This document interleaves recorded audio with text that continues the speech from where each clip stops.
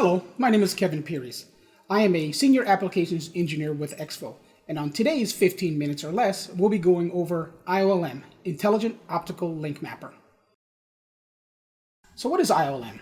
Well, over 30 years that Expo has been in the industry, we've really been the leader in innovation of new technologies, and so iOLM is one of those. So really it takes you beyond an OTDR, or an optical time domain reflectometer. So iOLM is an OTDR-based application. So it does multiple acquisitions using multiple resolutions. Then it runs an algorithm on top of that and interprets the data. So one of the issues with an OTDR is if you can see a splice or an event at 30 miles, there's a very good chance you're not seeing anything at 30 feet. So you sacrifice resolution to test for distance. And the inverse is also true.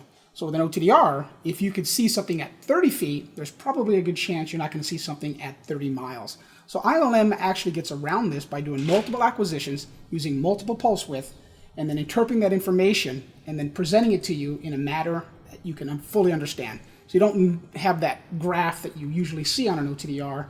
You're really seeing almost like a network block diagram of all of the elements or events that are along that link. So it truly is a one-touch automated test suite.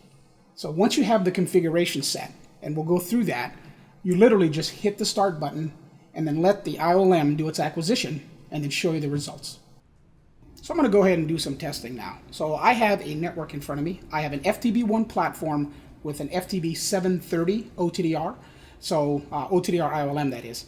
And this particular piece of hardware, when it comes to the iOLM, a lot of the interface that I'm showing you on this particular platform is relevant for our other iOLM test applications as well. So whether it's in the FTB 200, the FTB 500, the FTB1, the FTB2 Pro, the Max, there's a lot of different platforms that we support that supports iOLM. The interface will be the same. But in this particular training, I will be using the FTB1 with the FTB 730 OTDR iOLM module. I also have here a network. So I have a network simulator. I have a launch box plugged into that.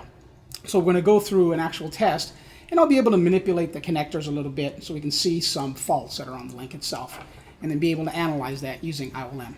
So of course, the first thing you do is you clean and inspect your connector. So I did a different 15-minute or less training video talking about fiber cleaning. So we're not going to get into that, but it is critically important to understand that fiber cleanliness is really paramount when you're testing fiber optics with iOLM or an OTDR. So I'm going to go ahead and launch the application here. So I'll go ahead and click iOLM. So you see here on the display that we have OTDR or iOLM. So you can run both. In this particular training, of course, we're doing iOLM. So I'm going to go ahead and launch the iOLM module here. And so we'll let that fire up. So one of the first things we'll do is we'll get in there and configure it. And the great thing is once it's configured, then you really don't have to do anything but clean fibers and hit start, and then you're off and running. Okay, so iOLM is up and running now. So I have a launch box that I'm using, or a launch bag rather, that I'm using on this particular test. So this one is 150 meters. So I'm going to go ahead and reference out this launch cable. So I'm going to select 1310 and 1550. So I'm going to test both wavelengths. I'm going to select launch fiber and then hit measure. So this will measure my launch fiber for me. So I'll go ahead and hit OK. So make sure that I'm unplugged here. So it's going through and it's measuring the launch fiber. And if you have a receive cable, you can do the same thing. So here it's telling us that we have our launch cable, and then now that is referenced out. So I'm going to go ahead and inspect my, my connector again. And so basically here I have the end of the launch cable. I'm going to plug it into a bulkhead here so I can look at it. So I'm running the Connector Max software using the FIP 430B inspection probe. So it auto centers, auto focus, auto captures, and auto analyzes. And so we're looking at the end face here. It looks really good. So I'm going to go ahead and look at my network simulator as well. So I'm looking at the bulkhead side of that.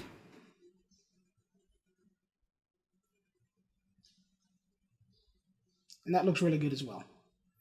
And so it is critically important to inspect and connect your fibers. So I'm going to go ahead and normal this back up. And then we'll be able to set up iOLM and run a test. So we'll go ahead and set up a configuration for iOLM. iOLM is heavily based on configurations. So it is critically important that you set your pass-fails for your connectors, your splices, and the other elements within your network. Because iOLM doesn't, when it does its analysis, it only knows if a connector is good or bad based on the thresholds that you set.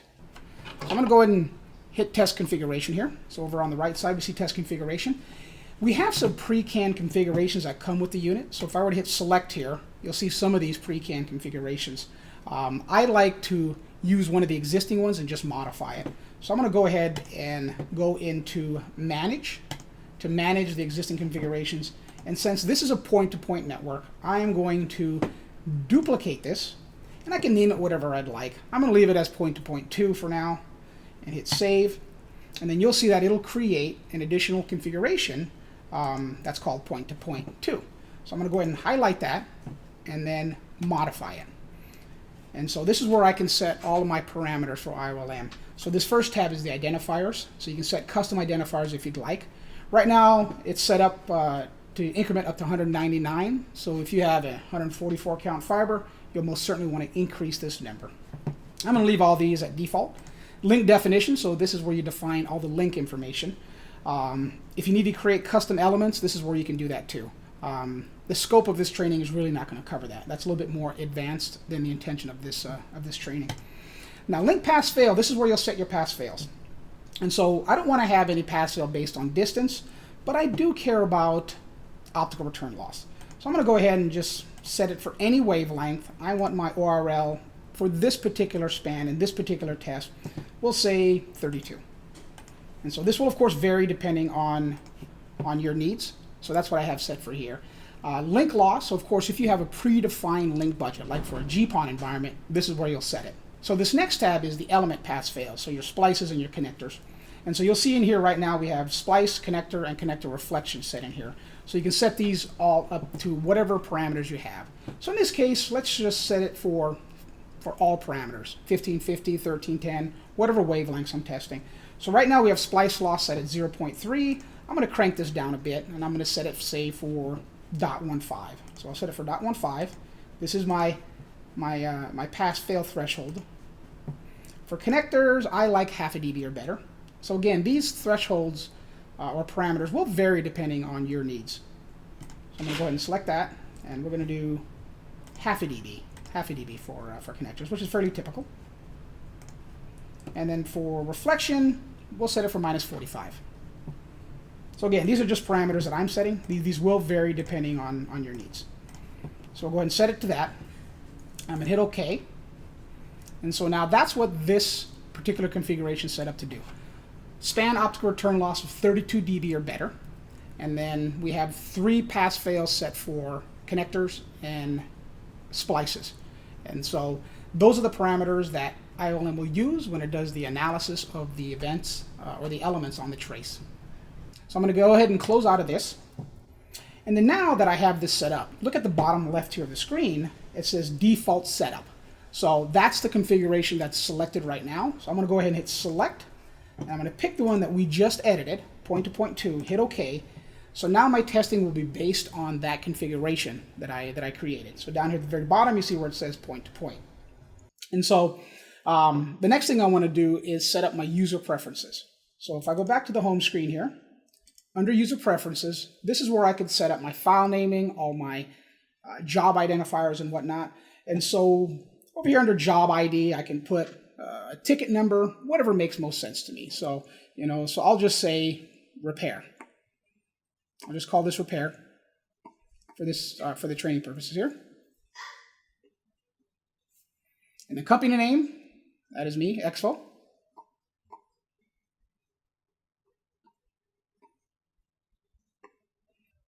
So I'm not going to fill out the rest of these fields. You get the idea and the purpose of this. But it really is important that you fill this out as much as possible for the completeness of the report. Down at the very bottom, though, we have the identifiers for the actual file auto-naming, which is important. So right now I have the fiber ID set up as fiber. We're starting at fiber number 1 from CO1 to CO2.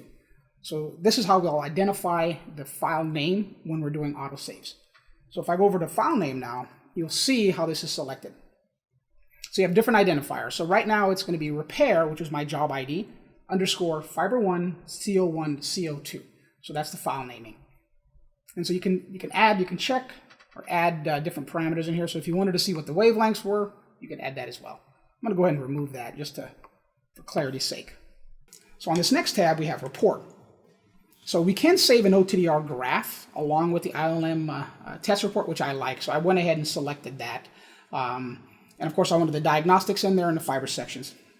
And so the type of report that we create is a PDF or an embedded HTML file. So I prefer the PDF. It has a nice, secure, professional look about it. So I'm going to go ahead and select that. I'm going to hit apply and OK. So from this point on, I'm actually ready to test. So I have my configuration loaded. I've nulled out my launch cables. I've cleaned my connectors. I've set my user preferences. Now I'm ready to go. So over on the left, I want to make sure that I'm testing the wavelengths that I care about. So in this particular example, I'm going to be testing 1310 and 1550. It's critically important that you test a long and a short wavelength to check for pinching or bending in the fiber. So once I have those wavelengths selected, quite honestly, all I do is hit start. So I'm going to go and hit start and let iOLM do its magic. So it's going to go in there, analyze the fiber, and then start testing. So at the very bottom right there, you'll see the indicator. Here down at the very bottom right, you see the test being run. So it's going through right now. And so you're actually watching iOLM think out loud. So as it uses different acquisitions and different pulse widths, you'll see different results show up on the screen. And instead of an OTDR graph, we have this block diagram, kind of a linear trace view with all the different elements. And again, you'll see how it changes in real time here as we adjust the different resolutions, you see different results. And so iOLM is going in there, it's shooting a trace at say 5 nanoseconds and 10 nanoseconds. It's cycling through the different resolutions and the different pulse width, analyzing the information, and then disregarding certain events. So it compares all the different acquisitions and then gives us the analysis based on that. And so now the test is done and we can interpret our information. So right in the very beginning here, you see it's interesting here. We can actually see the splice within my launch cable. That is really how cool iOLM is, that it's able to see that type of resolution. So at the end of this launch bag that I'm using here, at the end of this launch bag is a splice that connects this connector to the launch bag. And so that's what we're seeing here. We're actually seeing that splice, which is very, very close. It's about 4 meters or so. And so it's really close, but we're able to measure that. And of course, here's the end of our launch cable, because we referenced that out, right? So here's that 150, 160 meters that we referenced out. And then we'll see here that we actually have a little bit of a high loss at 1310, but it's really not that bad. We did a half a dB pass-fail.